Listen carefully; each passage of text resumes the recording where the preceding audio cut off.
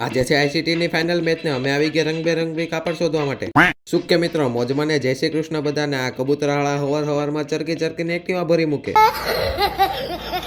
પછી હું આવી ગયો સ્ટેશનરી ફાઇલ પેજ લેવા માટે ને હમણાં એસાઇનમેન્ટ લખવામાં ભરાસટી બોલાવી દેવાની છે. ફાઇલ પેજ લઈને આવી ગયા હતા ઘરે ને પાછા નીકળી ગયા હતા વસ્તુ લેવા માટે. મોટે તો રૂમાલ બાંધવો જ પડે કેમ કે અમદાવાદમાં ગરમી સમરા કાઢે છે. આજે મમ્મી એક્ટિવા ચલાવતી હતી એટલે કાકરા આવે ત્યાં થોડું ધ્યાન રાખવું પડે. પડી એનો તો વાંધો નહીં, પણ ગરમીનું ડામર કેટલો ગરમ હોય.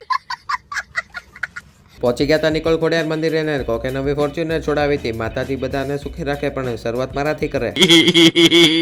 આ રોડ ઉપર ગાડી ચાલશે એવું વિચાર્યું પણ નહોતું કેમ કે આ એક સમય પ્રખ્યાત વેરો હતો. અમે પહોંચી ગયા હતા કાપડ વાળાને ત્યાં ને અહીંયા તો કાપડ ઘણું બધું હતું. અમારે જે જોઈતું હતું આ લોકોની બીજી બ્રાન્ચે હતું. અમારે જોઈતું હતું કૂતરાનું કાપડ, સોરી કુર્તાનું કાપડ. એટલે પહોંચી ગયા બીજી બ્રાન્ચે. કાપડ તો મળી ગયું પણ થોડુંક મોંઘું છે કેમ કે શ્રેષ્ઠ કભી સસ્તા નહીં હોતા, સસ્તા કભી શ્રેષ્ઠ નહીં હોતા.